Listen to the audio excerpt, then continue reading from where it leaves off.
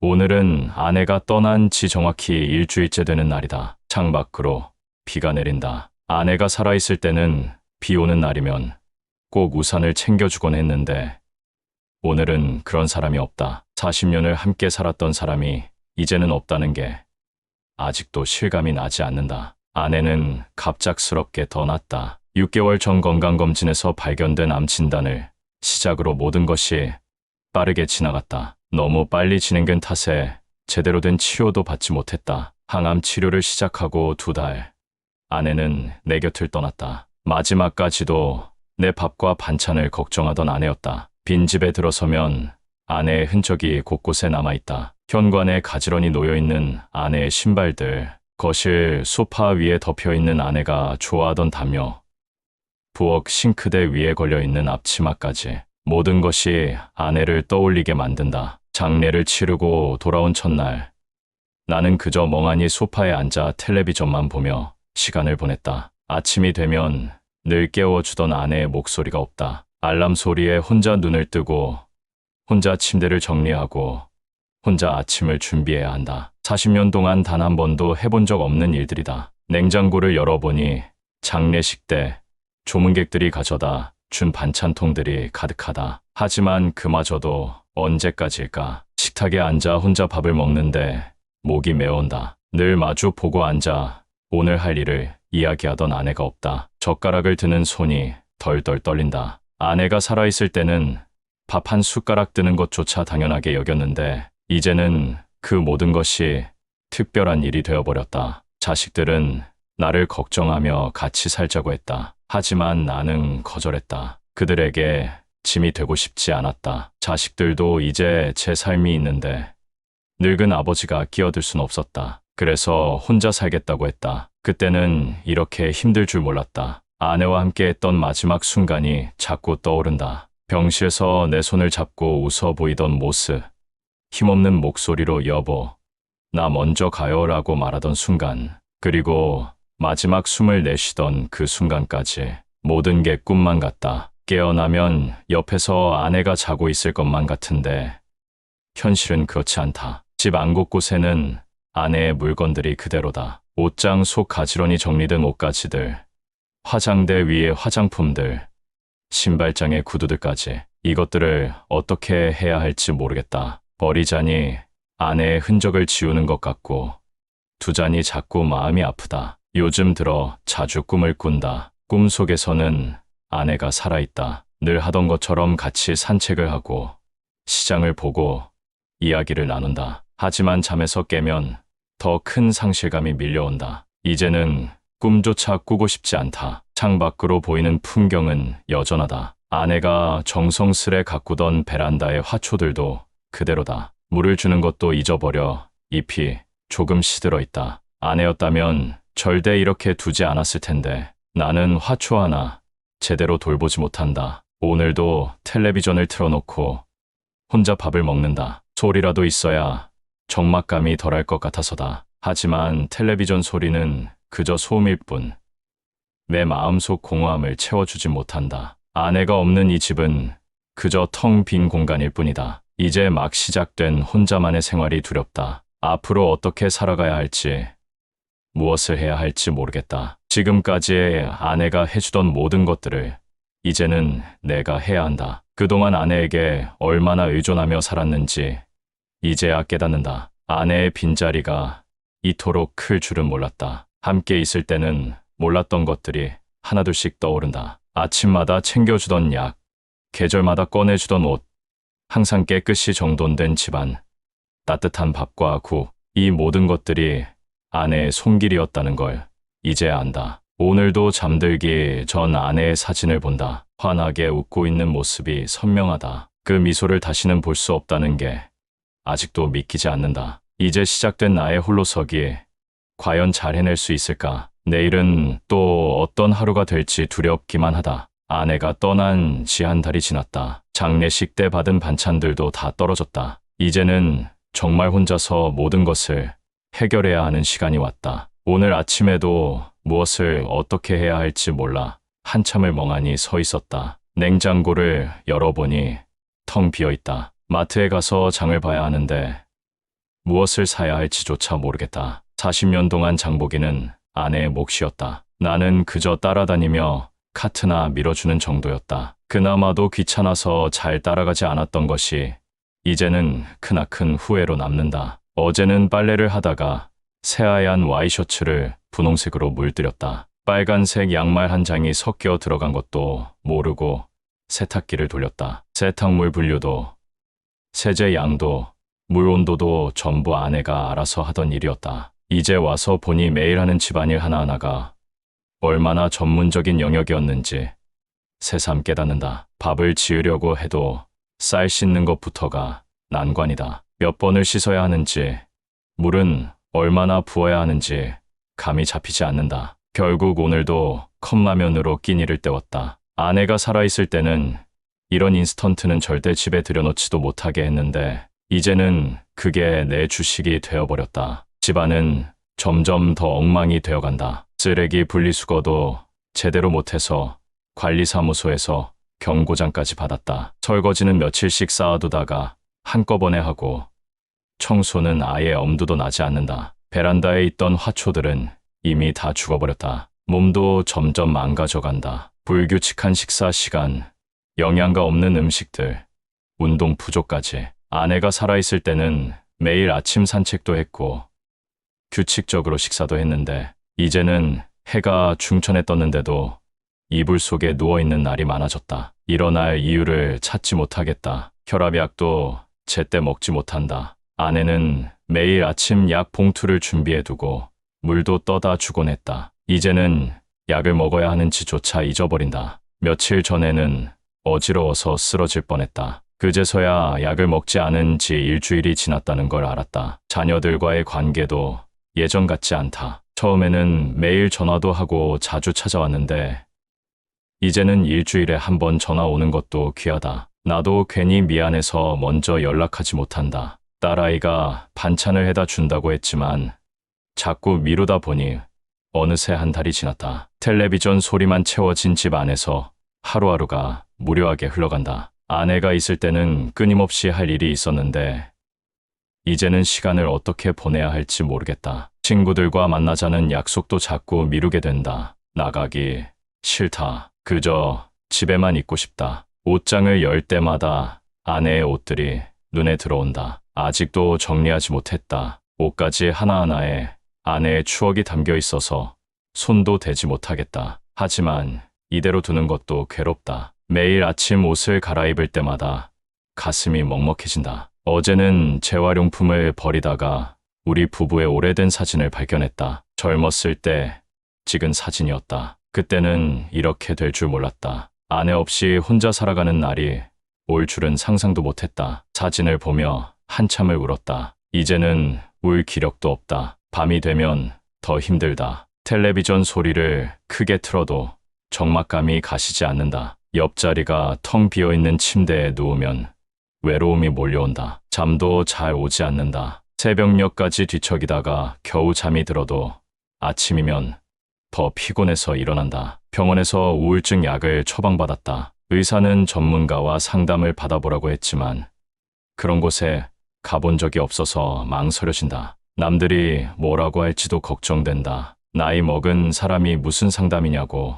하지만 이대로는 안 될 것 같다는 생각도 든다. 오늘은 아내가 쓰던 앞치마를 발견했다. 주방 한 구석에 걸려있던 것을 이제야 봤다. 앞치마에는 아직도 아내의 체온이 남아있는 것만 같다. 요리하는 아내의 뒷모습이 선명하게 떠오른다. 이제는 그 모습을 다시 볼 수 없다는 게 또다시 가슴을 후벼 판다. 생각해보면 아내 덕분에 나는 아무것도 하지 않아도 됐다. 집안일은 물론이고 사회생활에서 필요한 것들도 전부 아내가 챙겼다. 은행 업무도, 관공서 일도, 이웃과의 교류도 모두 아내의 몫이었다. 이제 와서 보니 나는 얼마나 무능력했던 걸까. 앞으로 어떻게 살아야 할지 막막하기만 하다. 이대로는 안 된다는 것은 알지만 무엇부터 어떻게 시작해야 할지 모르겠다. 아내의 빈자리는 점점 더 커져만 가고 나의 일상은 계속해서 무너져 내린다. 아내가 떠난 지 석 달이 지났다. 계절이 바뀌었다. 창밖으로 단풍이 물들기 시작했지만 나의 하루하루는 여전히 무채색이다. 아침에 눈을 뜨는 것조차 고통스러워졌다. 어제도 하루 종일 이불 속에서 나오지 못했다. 몸무게가 10kg나 빠졌다. 거울 속 내 모습은 낯설기만 하다. 눈은 초점을 잃었고 옷은 헐렁하게 걸쳐져 있다. 아내가 보면 또 잔소리했을 텐데 식사를 제대로 하지 않으니 위장병까지 생겼다. 밥을 먹으려 해도 목이 메어 넘어가질 않는다. 지난주에는 심한 현기증으로 응급실에 실려갔다. 의사는 심각한 영양실조와 빈혈 증세라고 했다. 혈압도 위험할 만큼 높았다. 링거를 맞으며 천장을 바라보는데 문득 이대로 아내를 따라가면 어떨까 하는 생각이 들었다. 그게 더 편할 것 같았다. 자식들은 이제 아예 발길을 끊었다. 전화도 뜸해졌다. 가끔 걸려오는 전화도 의무적으로 하는 통화 같아서 더 외롭다. 명절에는 오겠지 했는데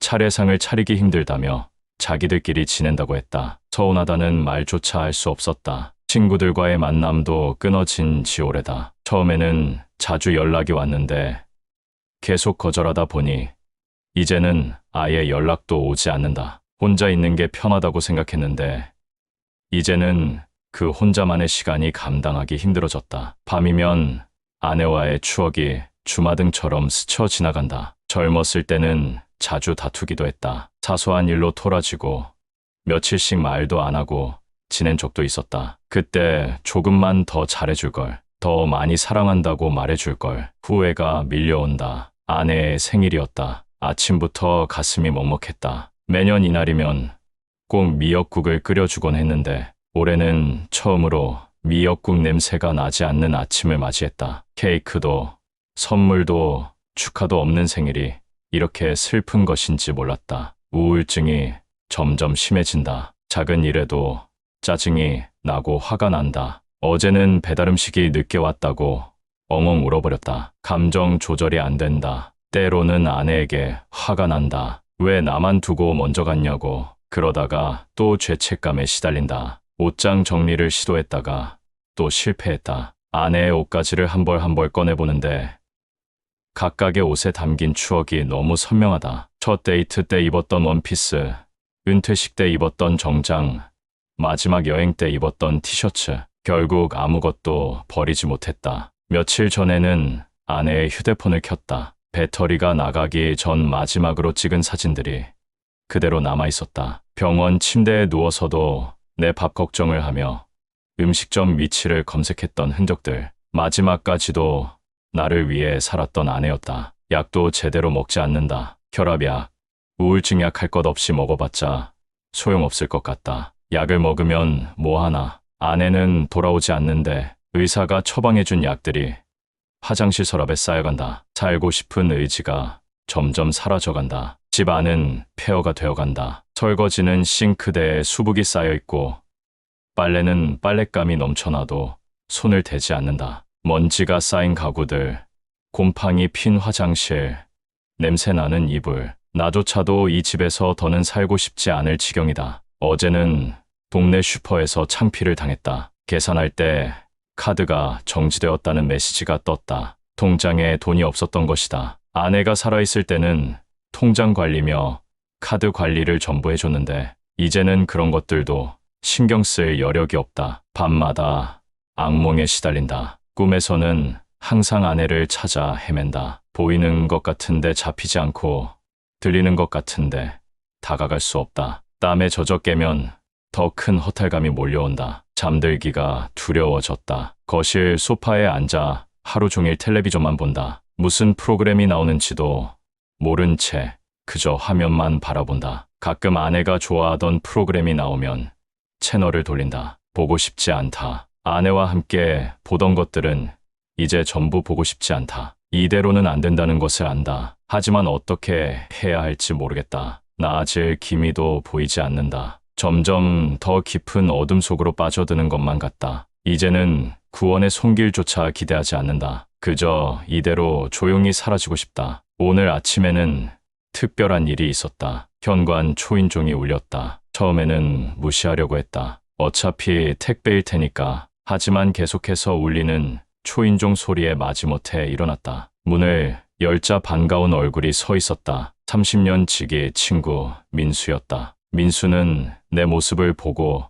한동안 말을 잇지 못했다. 수척해진 얼굴, 덥수룩하게 자란 수염, 구겨진 옷차림까지 나도 모르게 고개가 숙여졌다. 민수는 아무 말 없이 들어와 커튼을 활짝 열었다. 숨 막히던 집 안에 오랜만에 햇살이 가득 들어왔다. 친구는 집 안을 둘러보더니 한숨을 쉬었다. 그리고는 내 손을 잡고 밖으로 나가자고 했다. 처음에는 거절했다. 나갈 기분도 않고 체면도 안 서고. 하지만 친구는 내 말을 들어주지 않았다. 그렇게 4개월 만에 처음으로 집 밖으로 나왔다. 동네 공원에 앉아 민수가 사온 커피를 마셨다. 따뜻한 아메리카노 한 잔이 내 차가웠던 마음을 녹이는 것 같았다. 민수는 자기도 10년 전 아내와 사별했다고 말했다. 그동안 한 번도 몰랐던 이야기였다. 늘 밝게 지내던 친구였는데 민수의 이야기를 들으며 처음으로 마음이 열렸다. 나와 똑같은 고통을 겪었던 사람. 하지만 그 아픔을 이겨내고 지금은 새로운 삶을 살아가는 모습에 작은 희망이 생겼다. 민수는 내게 근처 복지관의 인생 이모작 프로그램을 소개했다. 처음에는 망설였다. 내가 무슨 프로그램이냐며 고개를 저었다. 하지만 민수의 진심 어린 조언이 마음에 와닿았다. 더 이상 이렇게 살 순 없다는 생각이 들었다. 다음 날 아침 오랜만에 면도를 하고 옷을 단정하게 입었다. 떨리는 마음으로 복지관을 찾다. 복지관에서 만난 김 선생님은 참 따뜻한 분이었다. 내 이야기를 끝까지 들어주고 눈물이 날 때면 조용히 기다려주었다. 나와 비슷한 상황의 사람들이 어떻게 극복해냈는지, 어떤 도움을 받을 수 있는지 하나하나 설명해 주었다. 그곳에서 나와 비슷한 처지의 사람들을 많이 만났다. 각자의 사연은 달랐지만 모두가 비슷한 아픔을 안고 있었다. 특히 박 할아버지의 이야기가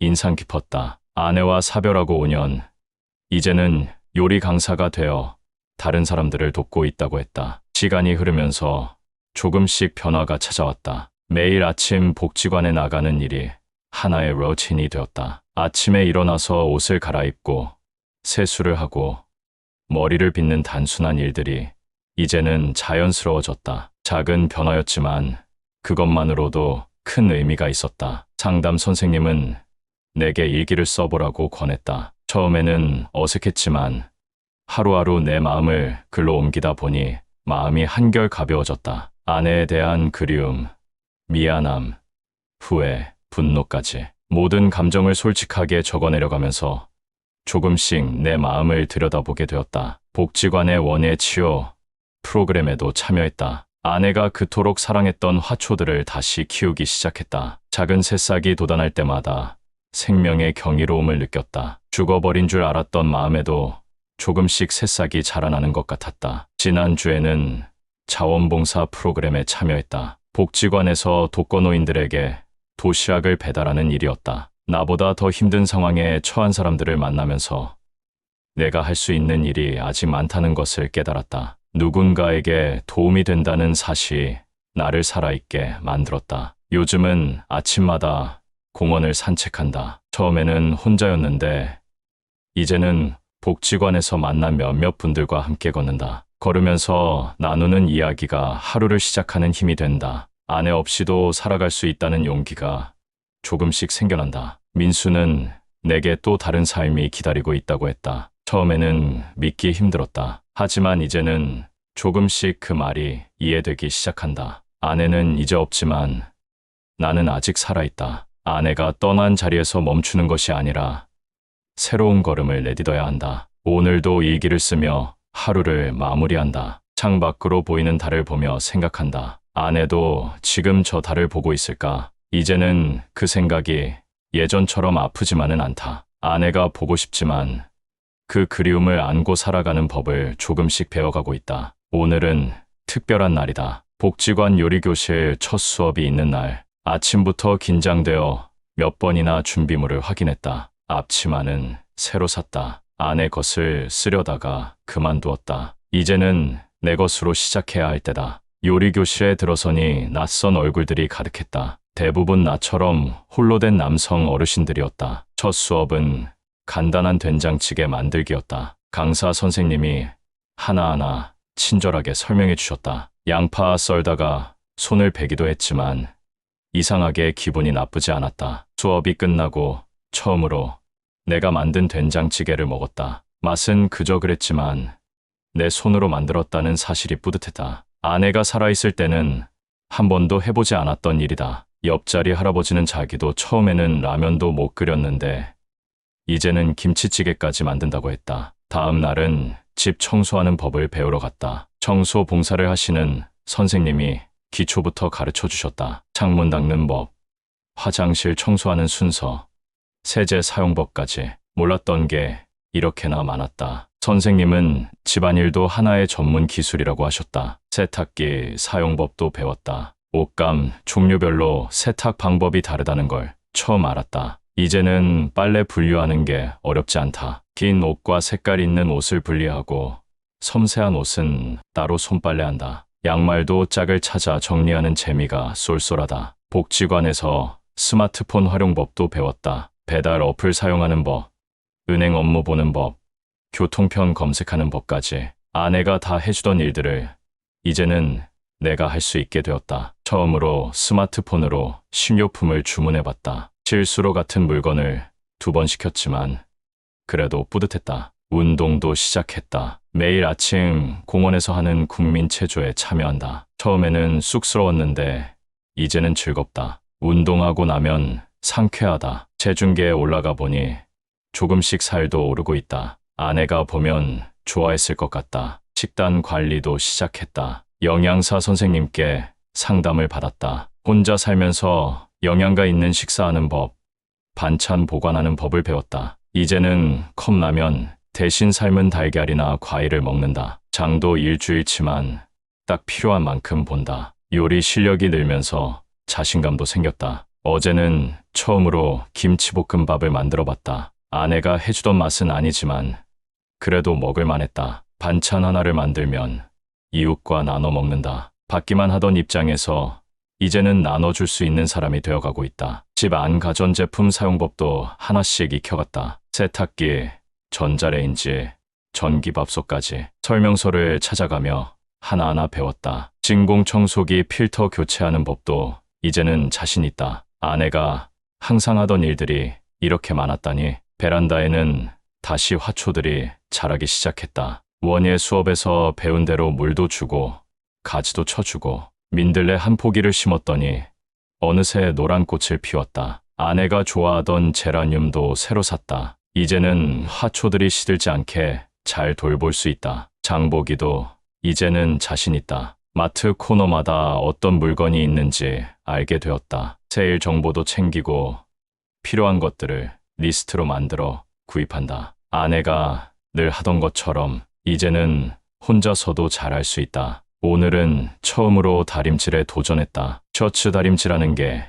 이렇게 어려운 일인 줄 몰랐다. 첫 도전은 실패. 셔츠에 그을린 자국을 남겼다. 하지만 포기하지 않고 다시 도전했다. 3번째 시도에서는 제법 모양이 나왔다. 복지관 선생님은 내게 인생은 배움의 연속이라고 하셨다. 맞는 말이다. 나이 들어 이렇게 많은 것을 새로 배우게 될 줄은 몰랐다. 때로는 서툴고 실수도 하지만 그래도 하나씩 해내는 재미가 있다. 이제는 아내의 빈자리를 내가 채워가고 있다. 완벽하진 않지만 조금씩 나아지고 있다. 혼자서도 살아갈 수 있다는 자신감이 생긴다. 아내가 하늘에서 내 모습을 보고 있다면 뿌듯해할까?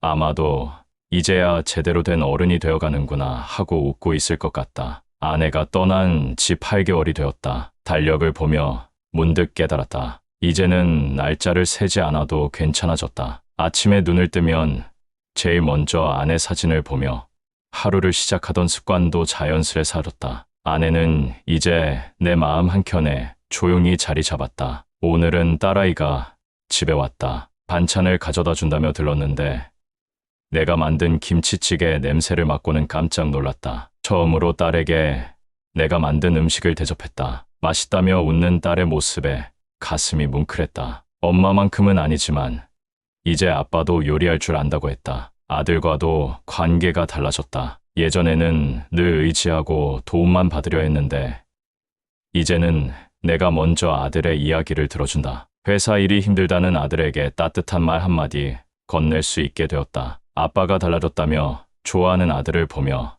미안함과 고마움이 교차했다. 요리 수업에서 만난 분들과는 이제 친한 동료가 되었다. 매주 목요일이면 함께 장을 보고 요리를 한다. 각자 집에서 만든 반찬도 나누고 새로운 요리법도 공유한다. 서로의 집에 초대해 식사를 하기도 한다. 혼자가 아니라는 게 참 좋다. 집안 곳곳에도 변화가 생겼다. 아내의 물건들을 정리했다. 모두 버리지는 않았다. 의미 있는 것들은 예쁘게 상자에 담아 보관했다. 새로운 커튼도 달고 화분도 들였다. 이제는 내 방식대로 공간을 꾸밀 수 있게 되었다. 건강도 많이 좋아졌다. 규칙적인 운동과 식사 덕분에 체중도 정상으로 돌아왔다. 혈압약도 잊지 않고 챙겨 먹는다. 아침 산책은 이제 일과가 되었다. 걸으면서 마주치는 이웃들과 인사를 나누는 것만으로도 하루가 밝아진다. 복지관에서는 이제 내가 새로 온 분들을 돕는다. 처음 오시는 분들의 마음을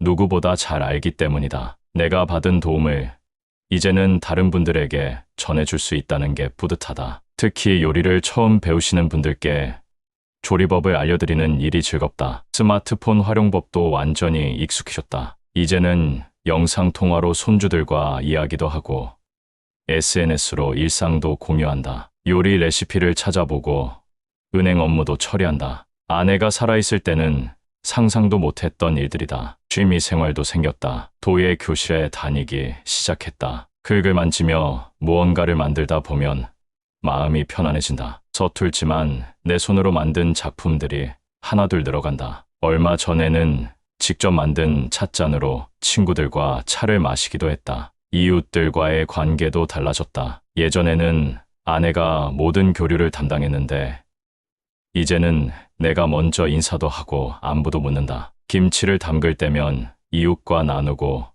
주말에는 함께 등산도 간다. 혼자 있는 시간보다 누군가와 함께하는 시간이 늘어났다. 일기 쓰기는 계속하고 있다. 이제는 아내 이야기보다 나의 일상을 더 많이 쓴다. 새로 배운 것들, 만난 사람들, 느낀 감정들을 기록한다. 페이지를 넘겨보면 조금씩 성장하는 내 모습이 보인다. 얼마 전에는 책상 서랍을 정리하다가 아내와 찍은 옛날 사진을 발견했다. 예전에는 이런 사진을 보면 눈물부터 났는데 이제는 미소 지으며 볼 수 있다. 추억은 이제 아픔이 아닌 따뜻한 기억으로 남았다. 저녁이면 베란다에 나가 별을 본다. 아내가 좋아하던 취미다. 이제는 나 혼자만의 시간을 즐길 줄 안다. 혼자여도 외롭지 않은 법을 배워가고 있다. 때로는 아내 생각에 마음이 아플 때도 있지만 그 또한 내 삶의 일부임을 받아들였다. 요즘은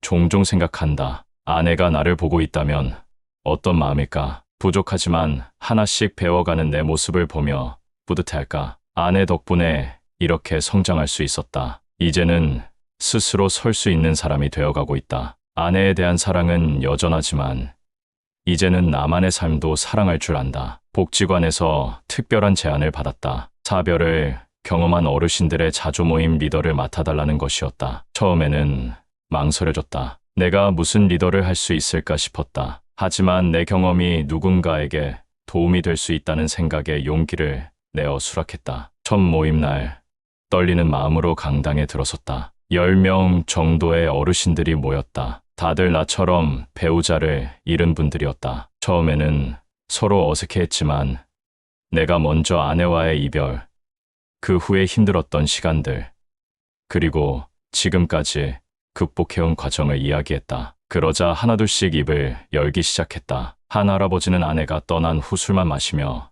지낸다고 했다. 또 다른 분은 자식들과 연락도 끊고 집에만 틀어박혀 있다고 했다. 그분들의 이야기를 들으며 1년 전 나의 모습이 떠올랐다. 나도 그랬었다. 하지만 이제는 달라졌다. 그분들도 변할 수 있다고. 그래서 내가 여기 있다고 말씀드렸다. 매주 화요일마다 모임을 가졌다. 함께 요리도 하고 운동도 하고 때로는 그저 이야기를 나누기도 했다. 서로의 아픔을 나누다 보니 위로가 되었다. 혼자가 아니라는 것, 누군가 내 이야기를 들어준다는 것만으로도 큰 힘이 되었다. 점점 변화가 보이기 시작했다. 술만 마시던 할아버지가 요리 교실에 나오기 시작했고, 집에만 있던 분이 산책 모임에 참여하기 시작했다. 작은 변화였지만 그 변화를 지켜보는 것이 내게는 큰 기쁨이었다. 나처럼 그분들도 조금씩 일어서고 있었다. 복지관의 봉사활동도 시작했다. 매주 독거 어르신들께 도시락을 배달하는 일이었다. 처음에는 그저 도시락만 전해드렸는데 이제는 잠시 앉아 이야기도 나누고 간다. 때로는 내가 만든 반찬을 조금 더 담아가기도 한다. 받는 것보다 주는 것이 더 행복하다는 걸 이제야 알았다. 도시락을 받으시는 분들 중에는 나보다 더 어려운 처지에 계신 분들이 많았다. 몸이 불편해 거동조차 힘드신 분, 자녀들과 연락이 끊긴 분, 하루 종일 말 한마디 나눌 사람이 없는 분들, 그분들을 만나면서 나는 오히려 감사한 마음이 들었다. 아직도 나에게는 할 수 있는 일들이 많이 있었다. 자조 모임 회원들과 함께 나들이도 다녀왔다. 바다로 당일치기 여행을 갔다. 다들 오랜만에 외출이라며 들떠 있었다. 파도 소리를 들으며 모래사장을 거닐고 갈매기에게 과자도 던져주고 시장에서 회도 먹었다. 마치 소풍 나온 아이들처럼 즐거워하는 모습에 내 마음도 따뜻해졌다. 우리 모임이 입소문이 나면서 새로운 분들이 계속 찾아왔다. 이제는 서로가 서로를 돕는다. 요리를 잘하시는 분은 요리를 가르쳐주고, 운동을 좋아하시는 분은 운동을 이끌어주고, 각자의 재능과 경험을 나누다 보니 더욱 풍성해졌다. 얼마 전에는 복지관 소식지에 우리 모임 이야기가 실렸다. 새로운 봄을 맞이하는 사람들이라는 제목이었다. 기자는 우리를 보며 인생의 이막을 여는 아름다운 모습이라고 표현했다. 그 말이 맞는 것 같다. 우리는 각자의 방식으로 새로운 봄을 맞이하고 있다. 모임을 이끌면서 나도 많이 배웠다. 리더가 된다는 것은 앞에서 이끄는 것이 아니라 함께 걸어가는 것임을, 누군가의 이야기를 들어주는 것만으로도 큰 위로가 될 수 있다는 것도 알게 되었다. 무엇보다 나 혼자가 아니라는 것, 우리가 함께라는 것을 매 순간 느낄 수 있었다. 요즘은 매일 저녁 감사일기를 쓴다. 오늘 만난 사람들, 나눈 이야기들, 작은 기쁨들을 기록한다. 예전에는 늘 부족한 것, 없는 것을 생각했는데 이제는 내게 있는 것들에 감사할 줄 안다. 나누는 삶이 이렇게 풍요로울 수 있다는 것도 깨달았다. 며칠 전 한 할머니께서 내 손을 잡고 고맙다고 하셨다. 할머니는 우리 모임에 나오면서 다시 살아갈 힘을 얻었다고 했다. 그 말씀을 들으며 문득 아내 생각이 났다. 아내라면 지금의 나를 보고 뭐라고 했을까? 아마도 환하게 웃으며 잘한다, 참 잘한다 했을 것 같다. 이제는 알 것 같다. 아내와의 이별이 끝이 아니었다. 그것은 또 다른 시작이었다. 나눔의 기쁨을, 돕는 즐거움을, 함께하는 행복을 알게 해준 새로운 출발이었다. 아내는 떠났지만 그로 인해 나는 더 넓은 세상을 만났다. 이것이 바로 인생의 아이러니가 아닐까. 아내가 떠난 지 1년이 되었다. 오늘은 기일이다. 아침 일찍 일어나 집 안 곳곳을 깨끗이 청소했다. 창문을 활짝 열어 환기를 시키고 아내가 좋아하던 국화꽃을 사다 놓았다. 제사상도 내 손으로 차렸다. 1년 전에는 상상도 할 수 없었던 일이다. 자식들이 하나둘 모였다. 딸과 아들이 놀란 눈으로 집 안을 둘러보았다. 깔끔하게 정돈된 거실, 반듯하게 걸린 커튼, 싱싱한 화초들. 아빠가 이렇게 달라질 수 있다는 게 신기하다며 다들 좋아했다. 내가 직접 만든 반찬들을 보고는 더욱 놀라워했다. 제사를 지내며 아내에게 이야기했다. 당신 덕분에 이렇게 성장했다고. 당신이 없는 시간들이 너무나 힘들었지만 그 시간들이 있었기에 진정한 나를 찾을 수 있었다고. 이제는 혼자서도 잘 살 수 있다고. 걱정하지 말라고. 식사를 하며 자식들과 이야기를 나눴다. 예전에는 늘 짧은 대화로 끝났는데 이제는 서로의 이야기를 나눌 수 있게 되었다. 딸아이의 직장 이야기, 아들의 고민들, 손주들의 근황까지. 웃음이 끊이지 않는 식탁이었다. 아내도 어딘가에서 미소 짓고 있을 것 같았다. 복지관에서는 이제 내가 새로 온 분들의 멘토가 되었다. 특히 배우자와 사별한 분들을 많이 만난다. 그분들의 이야기를 들으며 1년 전에 내 모습을 본다. 절망과 고통 속에서 희망을 찾지 못하는 그 시간들. 하지만 나는 알고 있다. 그 터널을 지나면 새로운 빛이 있다는 것을. 요리 실력도 많이 늘었다. 이제는 김치도 담그고 된장찌개도 끓이고 제철 반찬도 만든다. 혼자서도 잘 먹고 잘 살 수 있다. 가끔은 이웃들을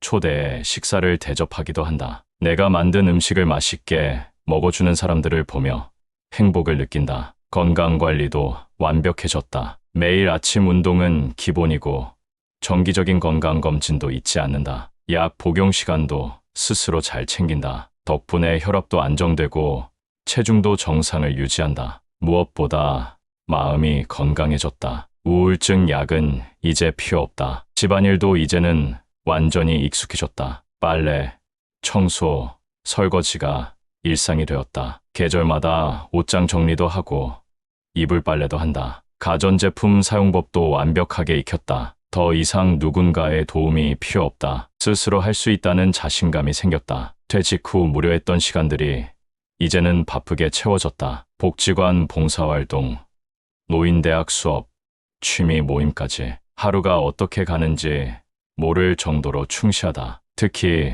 도예반에서 만든 작품들로 작은 전시회도 열었다. 평생 꿈꾸지 못했던 새로운 도전들이 즐겁다. 친구 관계도 더욱 돈독해졌다. 매주 산책 모임에서 만나고 때로는 여행도 함께 간다. 서로의 집에서 밥도 해먹고 이야기도 나누며 제2의 가족이 되어간다. 혼자가 아니라는 것, 누군가와 함께 할 수 있다는 것이 얼마나 큰 축복인지 이제 안다. 베란다에 화초들이 무럭무럭 자라났다. 아내가 그토록 사랑했던 공간이 이제는 내 정원이 되었다. 계절마다 다른 꽃들이 피어나고 작은 채소들도 자란다. 생명을 키우는 일이 이렇게 보람될 줄 몰랐다. 성장하는 식물들을 보며 나도 함께 자라는 것 같다. 이제는 밤에 혼자 있어도 외롭지 않다. 텔레비전을 보거나 책을 읽거나 음악을 들으며 평온한 시간을 보낸다. 가끔 아내 생각이 나면 옛 앨범을 꺼내본다. 예전처럼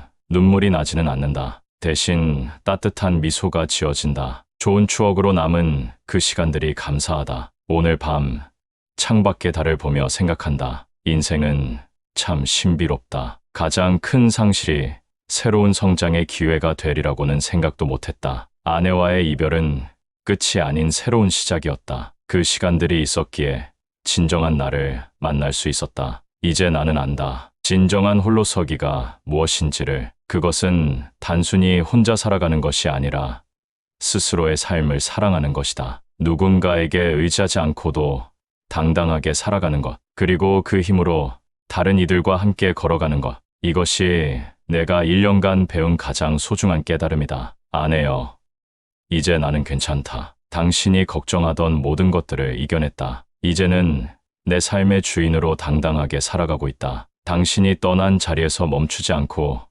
새로운 꿈을 꾸며 살아가고 있다. 그리고 이 경험을 통해 다른 이들에게 희망이 되어주고 있다. 부디 그곳에서 평안하기를. 나는 잘 살아갈 테니 걱정하지 말기를.